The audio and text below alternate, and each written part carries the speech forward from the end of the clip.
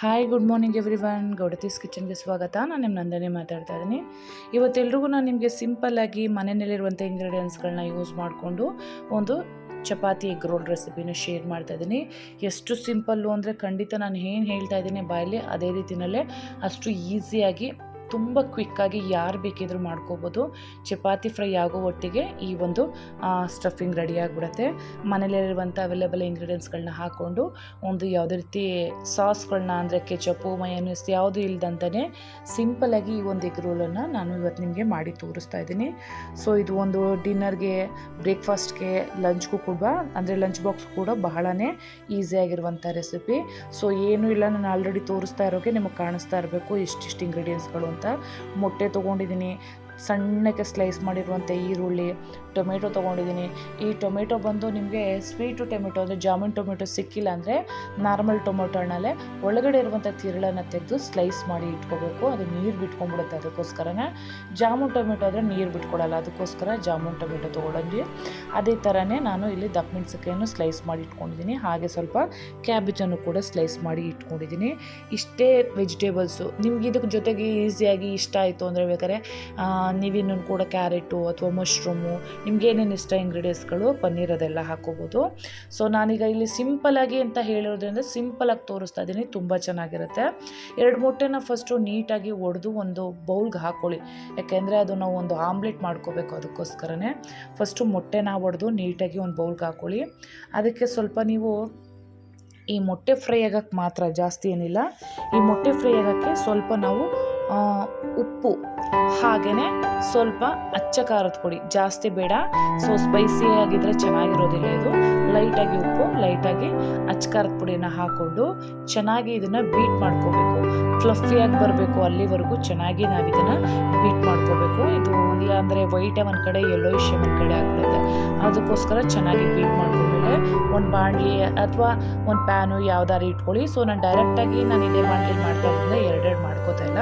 ಆ ಬಾಣಲಿಗೆ ಸ್ವಲ್ಪ ಎಣ್ಣೆ ಹಾಕ್ಕೊಂಡಿದ್ದೀನಿ. ಆ ಎಣ್ಣೆ ಹಾಕಿರುವಂಥದಕ್ಕೆ ಚೆನ್ನಾಗಿ ಬೀಟ್ ಮಾಡಿರುವಂಥ ನಾನು ಮೊಟ್ಟೆನ ಹಾಕ್ಕೊಂಡು ಫಸ್ಟು ನಾವು ಒಂದು 2 ಸೆಕೆಂಡು ಕುಕ್ ಮಾಡ್ಕೋಬೇಕು. 2 ಸೆಕೆಂಡ್ ಕುಕ್ ಆದಮೇಲೆ ಅದ್ರ ಮೇಲೆ ಮತ್ತೆ ಅದು ಏನು ಲಿಕ್ವಿಡ್ ಇರುತ್ತೆ ಅಂದರೆ ಮೊಟ್ಟೆನ ಮತ್ತೆ ನಾನು ಒಂದ್ಸಲ ಬೆಂದಂಗೆ ರೋಲ್ ಮಾಡ್ಕೋತೀನಿ.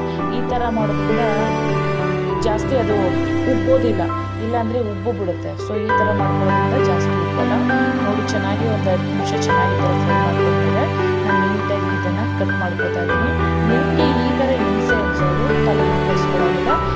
ಸೇಮ್ ಮೆಥಡನ್ನೇ ಆಮ್ಲೆಟ್ ಮಾಡ್ಕೊಳ್ಳಿ. ಆಮ್ಲೆಟ್ ಮಾಡಿಕೊಂಡು ನಿಮಗೆ ಚಾಕುನಲ್ಲೋ ಅಥವಾ ಕತ್ತರಿನಲ್ಲೋ ನೀಟಾಗಿ ಸ್ಲೈಸ್ ಬರಬೇಕು, ಅದರಲ್ಲಿ ಸ್ಲೈಸ್ ಮಾಡ್ಕೊಳ್ಳಿ. ಸೊ ನಾನು ಪ್ಯಾನಲ್ಲಿ ಮಾಡಿರೋದ್ರಿಂದ ನನಗೆ ನೀಟಾಗಿ ಸ್ಲೈಸ್ ಬರುತ್ತೆ.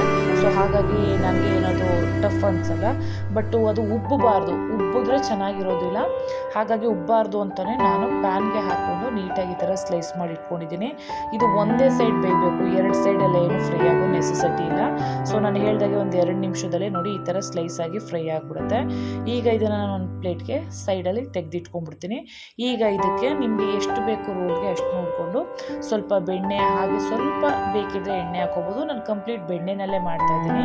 ಇದಕ್ಕೆ ನಾನೊಂದು 1/4 ಟೀ ಸ್ಪೂನ್ ಆಗುವಷ್ಟು ಶುಂಠಿ ಮತ್ತು ಬೆಳ್ಳುಳ್ಳಿ ಪೇಸ್ಟನ್ನು ಹಾಕ್ಕೊಂಡಿದ್ದೀನಿ. ಚೆನ್ನಾಗಿ ಪೇಸ್ಟು ಫ್ರೈ ಆದಮೇಲೆ ಇದಕ್ಕೆ ಸಣ್ಣಕ್ಕೆ ಹೆಚ್ಚಿರುವಂಥ ಈರುಳ್ಳಿನ ಹಾಕ್ಕೊಳ್ಳಿ. ತುಂಬ ತಿನ್ನಾಗೇ ಸ್ಲೈಸ್ ಮಾಡ್ಕೊಳ್ಳಿ. ಅದಕ್ಕೆ ಈರುಳ್ಳಿ ಮತ್ತು ಕ್ಯಾಪ್ಸಿಕಮ್ ಇವೆರಡು ಒಟ್ಟಿಗೆ ಹಾಕ್ಕೊಂಡು ಹೈ ಫ್ಲೇಮಲ್ಲಿ ಇರಬೇಕು. ಲೋ ಫ್ಲೇಮಲ್ಲೆಲ್ಲ ಫ್ರೈ ಮಾಡಬೇಡಿ, ಅದು ಕ್ರಂಚಿಯಾಗಿರೋದಿಲ್ಲ, ಸಾಫ್ಟ್ ಆಗಿಬಿಡುತ್ತೆ. ಸೊ ಹಾಗಾಗಿ ಇದು ಜಾಸ್ತಿ ಬೇಯೋದು ಬೇಡ. ಸೊ ಹೈ ಫ್ಲೇಮಲ್ಲಿ ಇಟ್ಕೊಂಡು ಚೆನ್ನಾಗಿ ಫ್ರೈ ಮಾಡೋದ್ರಿಂದ ಒಂದು ಕ್ರಿಸ್ಪಿನೆಸ್ ಆಗಿ ಸಿಗುತ್ತೆ. ಮತ್ತು ತಿಂತಾ ಇದ್ದರೆ ನಿಮಗೆ ಕ್ರಂಚಿನೆಸ್ ಗೊತ್ತಾಗುತ್ತೆ ಆ ರೋಲಲ್ಲಿ. ಹಾಗಾಗಿ ಇದು ಓವರ್ ಕುಕ್ ಆಗೋದಿಲ್ಲ, ಜಸ್ಟ್ ಒಂದು 2-3 ಸೆಕೆಂಡ್ ಅಷ್ಟೇ ಹೈ ಫ್ಲೇಮಲ್ಲಿ ಚೆನ್ನಾಗಿ ಫ್ರೈ ಮಾಡ್ಕೊಂಡಿದ್ದೀನಿ. ನೋಡಿ, ಹೈ ಫ್ಲೇಮಲ್ಲಿ ಫ್ರೈ ಮಾಡ್ಕೊಂಡ್ಮೇಲೆ ಕ್ಯಾಬೇಜ್ ಹಾಕಿ. ಈ ಕ್ಯಾಬೇಜ್ ಅಂತೂ ಕಂಪ್ಲೀಟಾಗಿ ಫ್ರೈ ಆಗೋದೇ ಬೇಡ, ಒಂದು ಸೆಕೆಂಡ್ ಅಷ್ಟೇ ನಾನು ಫ್ರೈ ಮಾಡ್ಕೊತೀನಿ. ಯಾಕೆಂದರೆ ಜೊತೆಗೆ ಚೆನ್ನಾಗಿ ವೆಜಿಟೇಬಲ್ಸ್ ಜೊತೆಗೆ ಹೊಂದ್ಕೋಬೇಕು. ಅದಕ್ಕೋಸ್ಕರನೇ ನಾನು ಈ ಥರ ನೀಟಾಗಿ ಫ್ರೈ ಮಾಡ್ಕೊತಾ ಇದ್ದೀನಿ. ನೋಡಿ, ಇದನ್ನು ಚೆನ್ನಾಗಿ ಫ್ರೈ ಮಾಡ್ತೀನಿ. ನಾನು ಲೈಟಾಗಿ ಸಾಲ್ಟನ್ನು ಸೇರಿಸ್ಕೊತೀನಿ, ಯಾಕಂದರೆ ಆಲ್ರೆಡಿ ಮೊಟ್ಟೆಗೂ ಫ್ರೈ ಮಾಡೋಕ್ಕೆ ಹಾಕ್ಕೊಂಡಿದ್ದೆ. ಹಾಗೆ ಈಗ ವೆಜಿಟೇಬಲ್ಸ್ಗೆ ಮಾತ್ರನೇ ನಾನು ಸಾಲ್ಟನ್ನು ಸೇರಿಸ್ಕೊತೀನಿ. ನೋಡ್ಕೊಂಡು ನಿಮ್ಮ ರುಚಿಗೆ ಎಷ್ಟು ಬೇಕೋ ಅಷ್ಟು ಸೇರಿಸ್ಕೊಳ್ಳಿ. ಈಗ ಇದಕ್ಕೆ ಸ್ಪೈಸಸ್ ಬಂದು ಕಾಳು ಮೆಣಸಿನ ಪುಡಿ ತೊಗೊಂಡಿದ್ದೀನಿ 1/4 ಟೀ ಸ್ಪೂನು, ಹಾಗೆ garam masala 1/4 teaspoon, chilli flakes 1/4 teaspoon. ಇದು ಹಾಕಿದ್ಮೇಲೆ ಇದಕ್ಕೆ ರುಚಿಗೆ ಉಪ್ಪು ಹಾಕ್ಕೊಂಡಿದ್ದೀನಿ. ಸೊ ಇದಿಷ್ಟು ಹಾಕಿ ಚೆನ್ನಾಗಿ ಫ್ರೈ ಆಗಬೇಕು. ಫ್ರೈ ಅಂದರೆ ನೀವು ಹೇಳ್ತಾ ಇದನ್ನೆಲ್ಲ ಓವರ್ ಕುಕ್ ಮಾಡಬೇಡಿ. ಅದ್ರ ಜೊತೆಗೆ ಟೊಮೆಟೊ ಸ್ಲೈಸ್ನ ಹಾಕ್ಕೊಂಡಿದ್ದೀನಿ. ಯಾಕೆ ಅಂತ ಅಂದರೆ ಇದು ಫಸ್ಟೇ ಸೇರಿಸ್ಬಿಟ್ರೆ ಇದು ಕಂಪ್ಲೀಟಾಗಿ ಬೇಯಬಾರ್ದು. ಟೊಮೆಟೊ ನಮಗೆ ಜಸ್ಟು ಒಂದು ಫ್ರೈ ಮಸಾಲೆ ಒಟ್ಟಿಗೆ ಆಗಬೇಕು, ಅದಕ್ಕೋಸ್ಕರನೇ ಆ ಮಸಾಲೆ ಒಟ್ಟಿಗೆ ಹಾಕ್ಕೊಂಡಿದ್ದೀನಿ. ಫಸ್ಟೇ ಹಾಕ್ಕೊಂಡ್ಬಿಟ್ರೆ ಅದು ಕಂಪ್ಲೀಟ್ ಸ್ಮ್ಯಾಶ್ ಆಗಿಬಿಡುತ್ತೆ, ನಿಮ್ಗೆ ಅದು ಎಗ್ ರೋಲ್ ಅಂತ ಅನ್ಸೋದಿಲ್ಲ ಫೀಲು. ಅದಕ್ಕೋಸ್ಕರನೇ ನಾನು ಟೊಮೆಟೊನ ಲಾಸ್ಟಲ್ಲಿ ಸೇರಿಸ್ಕೊಂಡಿದ್ದೀನಿ. ಈಗ ವೆಜಿಟೇಬಲ್ಸ್ಗೆಲ್ಲ ಉಪ್ಪು ಮತ್ತು ಸ್ಪೈಸಸ್ಗಳನ್ನ ಹಾಕೊಂಡ್ಮೇಲೆ ಚೆನ್ನಾಗಿ ಒಂದ್ಸಲ ಹೈ ಫ್ಲೇಮಲ್ಲಿ ಫ್ರೈ ಮಾಡ್ಕೊಳ್ಳಿ, 1 ಸೆಕೆಂಡು, ಜಾಸ್ತಿ ಬೇಡ. ಈಗ ಇದಕ್ಕೆ ರುಚಿಗೆ 1/4 ಟೀ ಸ್ಪೂನ್ಗಿಂತ ಕಮ್ಮಿ ಸೋಯಾ ಸಾಸನ್ನು ಸೇರಿಸ್ಕೊತಾ ಇದ್ದೀನಿ. ಬೇರೆ ಏನು ನಾನು ಆ್ಯಡ್ ಮಾಡ್ಕೊತಾ ಇಲ್ಲ. ಇಲ್ಲಿ ಸೋಯಾ ಸಾಸ್ ಬೇಡ ಅನ್ನೋರು ನಿಂಬೆ ರಸ ಕೂಡ ಆ್ಯಡ್ ಮಾಡ್ಕೋಬೋದು.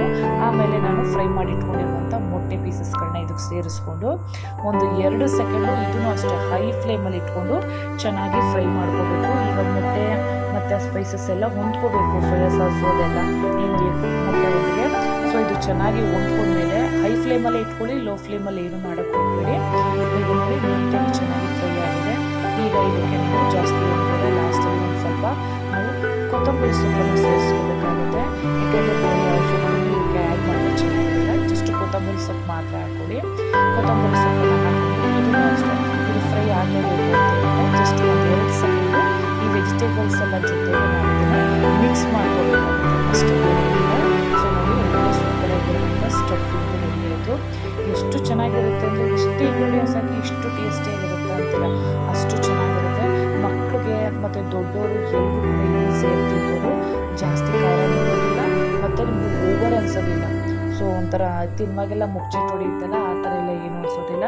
ನೋಡಿ ಈಗ ಸ್ಟಫಿಂಗು ರೆಡಿಯಾಗಿದೆ. ನಾವೀಗ ಏನು ಮಾಡೋಣ ಅಂದರೆ ಚಪಾತಿ ಮಾಡ್ಕೊಂಡು ಇಟ್ಕೊಂಡಿದ್ದೆ ನಾನು ಸೈಡಿನಲ್ಲಿ, ಜಸ್ಟು ಇದು ಫ್ರೈ ಆಯ್ತಾ ಇದ್ದಾಗಲೇ. ಸೊ ಹಾಗಾಗಿ ಚಪಾತಿ ಎಗ್ ರೋಲ್ಗೆ ನಾನು ಈಗ ರೆಡಿ ಮಾಡ್ಕೋತೀನಿ. ನೋಡಿ ಈಗ ಇದನ್ನು ನಾನೊಂದು ಸೈಡ್ಗೆ ಇಟ್ಕೋತೀನಿ.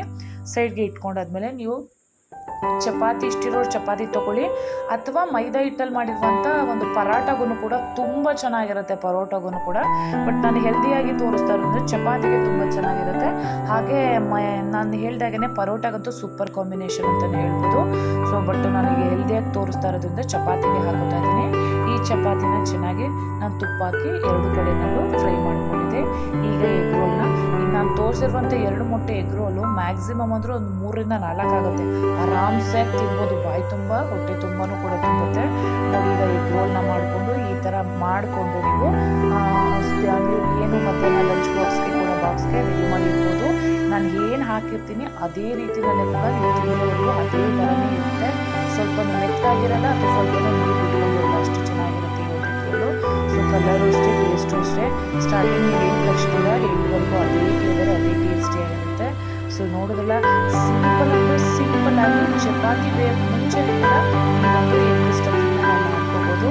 ಸೊ ಇವತ್ತು ನಾನು ತೋರಿಸಿರುವಂಥ ಸಿಂಪಲ್ಲಾಗಿರುವಂಥ ಎಗ್ ರೋಲ್ ಚಪಾತಿ ಇಷ್ಟ ಆಗುತ್ತೆ ಅಂತ ಹೇಳ್ತೀನಿ.